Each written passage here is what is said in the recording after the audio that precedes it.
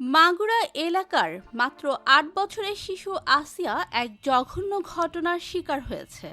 বড় বোনের বাড়িতে বেড়াতে গিয়ে সে নির্মম নির্যাতনের শিকার হয়। বর্তমানে চিকিৎসা অবস্থায় হসপিটালে রাখা হলেও তার অবস্থা অনেক গুরুতর। এদিকে তার উপর হওয়া এই অপরাধের বিরুদ্ধে ঢাকা সহ দেশের বিভিন্ন স্থানে শিক্ষার্থীরা মাঝরাতে রাস্তায় নেমে এসেছে। রেপিস্টদের সর্বোচ্চ শাস্তির দাবিতে বিক্ষোভ চালিয়ে যাচ্ছে তারা। আর এবার রেপিস্টদের শাস্তির দাবিতে মুখ খুলেছেন মিজানুর রহমান আজহারী।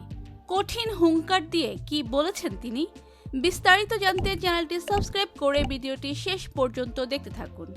প্রিয় দেশবাসী, আসিয়া একটি দরিদ্র কৃষক পরিবারের মেয়ে। তার বাবা একজন দিনমজুর এবং মা গৃহিণী। আসিয়া তার বড় বোনের বাড়িতে বেড়াতে গিয়ে সেখানে তার বোনের শ্বশুর হিটু শেখ এবং দুলাভাই সজীব হোসেন কর্তৃক ধর্ষণের শিকার হয়। স্থানীয়দের সহযোগিতায় তাকে গুরুতর অবস্থায় মাগুরা হাসপাতালে ভর্তি করা হয়। পরে তার শারীরিক অবস্থা অবনতি হলে শেষমেশ ঢাকা মেডিকেল কলেজ হাসপাতালে পাঠানো হয়। ঢাকা মেডিকেল কলেজ হাসপাতালের শিশু নিবিড় পরিচর্যা কেন্দ্রে চিকিৎসাধীন থাকলেও গুরুতর আঘাতের কারণে সার্জারি করা হয়েছে, তবে তার অবস্থা স্থিতিশীল নয়। উন্নত চিকিৎসার জন্য তাকে সম্মিলিত সামরিক হাসপাতালে সিএমএইচে স্থানান্তর করা হয়েছে। ডাক্তাররা জানিয়েছেন তার মানসিক এবং শারীরিক ট্রমা কাটিয়ে ওঠার জন্য দীর্ঘ সময়ের পুনর্বাসন প্রয়োজন হবে। অন্যদিকে অভিযুক্তদের গ্রেফতার করা হয়েছে। স্থানীয় ও জাতীয় প্রশাসন দ্রুত তদন্ত চালাচ্ছে এবং দৃষ্টান্তমূলক শাস্তির আশ্বাস দিয়েছে। এদিকে তার সাথে হওয়া এমন নির্মম কর্মকাণ্ড দেখে বিভিন্ন শিক্ষার্থীরা বিক্ষোভ মিছিল শুরু করে এবং ধর্ষকদের সর্বোচ্চ শাস্তির দাবি জানায়। তারা প্রশাসনকে আলটিমেটাম দেয়, অন্যথায় কঠোর কর্মসূচির হুমকি দেয়। ঢাকা বিশ্ববিদ্যালয়ের শিক্ষার্থীরা রাতের বেলায় মশাল মিছিল করে।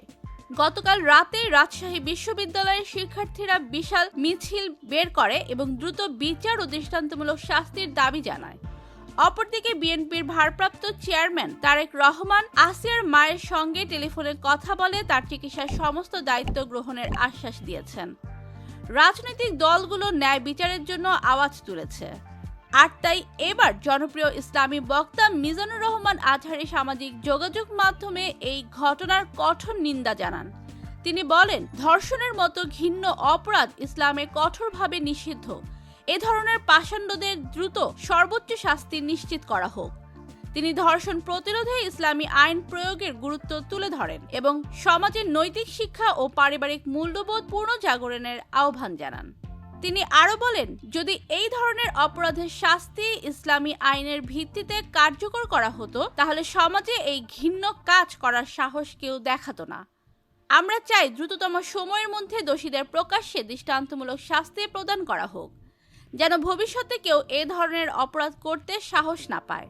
আসিয়ার ঘটনাটি কেবল একটি বিচ্ছিন্ন ঘটনা নয়, বরং সমাজের নারীদের নিরাপত্তাহীনতার নগ্ন উদাহরণ।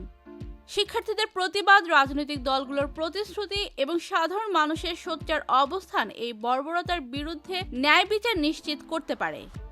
আসিয়ার জন্য ন্যায় বিচার নিশ্চিত করতে আমাদের সকলকে একসঙ্গে লড়তে হবে। তো প্রিয় দেশবাসী, আসিয়ার সাথে যারা এমনটা করেছে তাদের কঠিন শাস্তি চান কারা কারা? কমেন্টে জানিয়ে দিন এবং নতুন ভিডিও পেতে চ্যানেলটি সাবস্ক্রাইব করে সাথেই থাকুন। ধন্যবাদ।